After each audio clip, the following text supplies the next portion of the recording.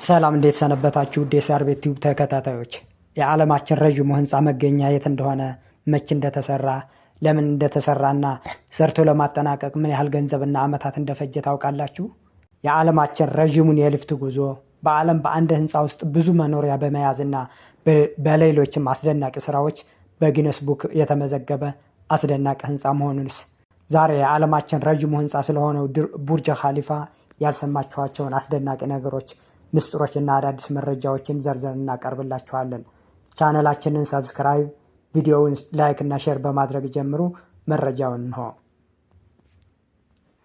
ዓለም ላይ በርካታ አስደናቂ የምህንድስና ውጤቶች አሉ። ነገር ግን በሰማይና በምድር መካከል እንደተተከለ ግዙፍ ማግኔት የዓለምን ትኩረት በሙሉ የሳበው እንደ ዱባዩ ቡርጅ ኻሊፋ አይነት አስገራሚ ህንፃ ግን የለም ማለት ይቻላል። የዓለማችን ረዥሙ ህንፃ ዱባይ ውስጥ የሚገኘው ቡርጅ ኻሊፋ ነው። ተሰርቶ የተጠናቀቀውም የዛሬ 16 ዓመት ገደማ ነው። ከደመናዎች በላይ ሆኖ ዱባይን ቁልቁል የሚመለከተው ይህ ግዙፍ ህንፃ የሰውን ልጅ ምናብና የምህንድስና ጥበብን በግልጽ የታየበት እጹብ ድንቅ ስራ ነው። ኤምሬትስ በነዳጅ ሀብቷ ትታወቃለች።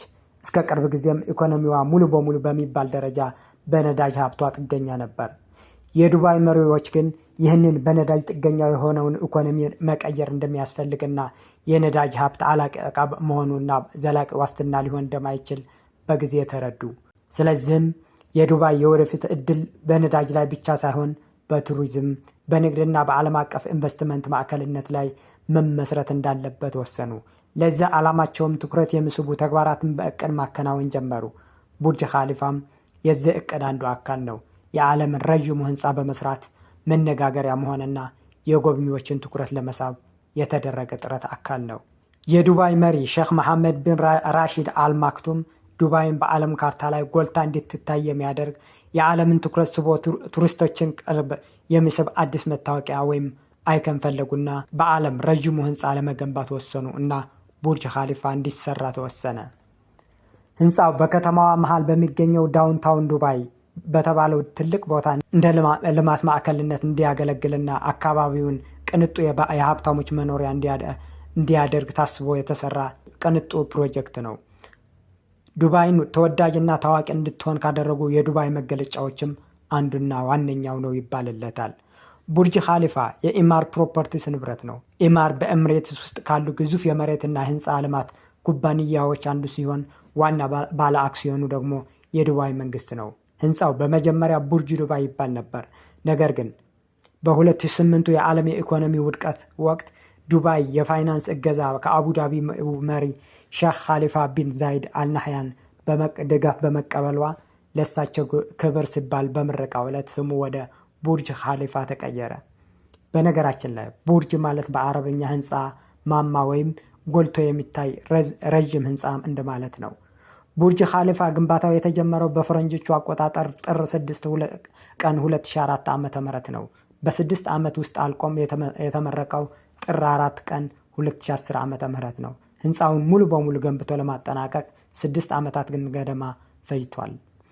ይህንን ግዙፍ ህንፃ ለመገንባት በአጠቃላይ 1.5 ቢሊዮን የአሜሪካን ዶላር ወጪ ተደርጎበታል። አጠቃላይ ዳውንታውን ዱባይ የተባለውን መንደርን ጨምሮ አካባቢውን ለማልማትና ለመቀየር አንዱ ፕሮጀክት ስለነበረ ግን አጠቃላይ ወጪው ከ20 ቢሊዮን ዶላር በላይ ይገመታል። ቁመቱ 828 ሜትር ወይም 2117 ጫማ ነው። ይህም ማለት የፓሪሱን ኤፍል ታወር 3 እጥፍ ያህል ቁመት አለው። ከቤዝመንት ውጭ በአጠቃላይ ህንፃው 163 ዋና ዋና ፎቆች ወይም ወለሎች አሉት። ህንፃው በውስጡ 900 የግል መኖሪያ አፓርታማዎችን ይዟል። ይህም በዓለም በአንድ ህንፃ ስር ብዙ መኖሪያ ቤቶችን በመያዝ ቀዳሚው ያደርገዋል። የዓለማችን ቁጥር 1 የቅንጦት ሆቴል የሆነው አርማን ሆቴልም መገኛው በዚህ ህንፃ ውስጥ ነው። ይህ ቅንጡ ሆቴል ብቻ 160 የቅንጦት ክፍሎች አሉት። በተጨማሪም በ10 ሺዎች የሚቆጠሩ ካሬ ሜትር ስፋት ያላቸው የኮርፖሬት ቢሮዎች በውስጡ ይገኛሉ። ህንፃው በራሱ ውስጥ የቅንጦት ቡቲኮች፣ ምግብ ቤቶች እና መዝናኛ ማዕከሎች የያዘ ሲሆን ከህንፃው ጋር በቀጥታ የተያያዘው ዱባይ ሞል ደግሞ ከ1200 በላይ ሱቆችን ይዟል። ህንፃው 57 ሊፍት ያለው ትልቅ ህንፃ ነው። በሰከንድ 10 ሜትር የሚጓዝ የዓለማችን ሁለተኛው ፈጣን ሊፍት ያለውም እዚህ ህንፃ ውስጥ ነው፣ ቡርጅ ኻሊፋ ህንፃ ውስጥ። ህንፃውን ሰርቶ ለማጠናቀቅ 330,000 ኩቢክ ሜትር ኮንክሪት ጥቅም ላይ ውሏል። በተጨማሪም 39,000 ሜትሪክ ቶን የብረት ዘንግ ፈጅቷል። ይህንን ብረት መስመር ይዞ ቢዘረጋ ሙሉ ዓለምን አንድ ጊዜ መዞር ይችላል።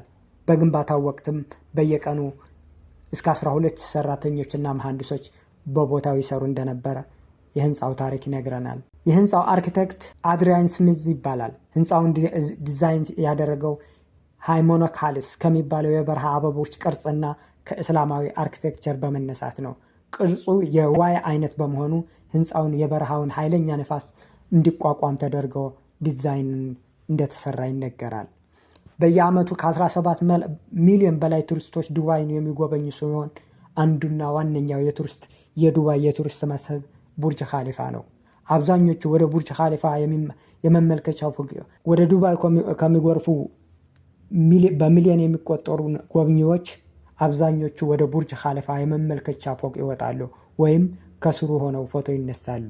በህንፃው ላይ ወጥተው ቁልቁል የሚመለከቱት ክፍያ የሚከፍሉ ጎብኚዎች ብቻ በአመት ከ2 እስከ 4 ሚሊዮን ይደርሳል። ቡርጅ ኻሊፋ በዓለማችን ትልቁ የኤልኢዲ ስክሪን ወይም ያለው ህንፃ ነው። በአዲስ ዓመት ዋዜማ የሚደረገው የመብራትና የፋየርወርክ ሾው በዓለም አቀፍ ደረጃ በሚሊዮኖች ታዳሚዎችን ይከታተሉታል። ይህ የዓለማችን ረዥሙ ህንፃ፣ ከፍተኛው የመኖሪያ ፎቅ፣ የዓለማችንን ረዥሙ የሊፍት ጉዞና ከፍተኛው የመመልከቻ ፎቅ ባለቤት በመሆን በርካታ የጊነስ ወርልድ ሪኮርዶችን የያዘ ነው። አስገራሚ ህንፃ ነው። በአጠቃላይ ቡርጅ ኻሊፋ የድንጋይና የብረት ስብስብ ብቻ አይደለም። የሰው ልጅ ህልሙን ማሳካት፣ ወሰን የሌለው ጥረቱን ማሳየት እንደሚችል ያረጋገጠበት ዘመናዊ የጥበብ ማማ ነው። ይህ ህንፃ ዱባይን ከመካከለኛው ምስራቅ የበረሃ ከተማነት አውጥቶ የዓለማችን የንግድና የቱሪዝም ገነት እንድትሆን ትልቅ ሚና የተጫወተ ማርሽ ቀያሪ የዱባይ ትልቅ መገለጫ ህንፃ ነው። ወደ ዱባይ ብትሄዱ ቡርጅ ኻሊፋ 148ኛው ፎቅ ላይ ወጥታችሁ ዱባይን ቁልቁል የመመልከት ድፍረት አላችሁ? ሀሳባችሁን ኮመንት ላይ አስፍሩልን። ቪዲዮውን ከተመቻችሁ ላይክ ማድረግና ለወዳጅ ዘመዶቻችሁን ማጋራት አትርሱ። እንደ አይነት አስደናቂ መረጃዎች በየጊዜው እንዲደርሷችሁም ቻናላችንን ሰብስክራይብ በማድረግ የደወል ምልክቷን ይጫኑ። ከኛ ጋር ስለቆዩ አክብሮታችን ላቅ ያለ ነው። በቀጣይ በሌላ አስደናቂ መረጃ እስከምንገናኝ ሰላማችሁ ይብዛ። ሰላም ከእናንተ ጋር ይሁን። እናመሰግናለን።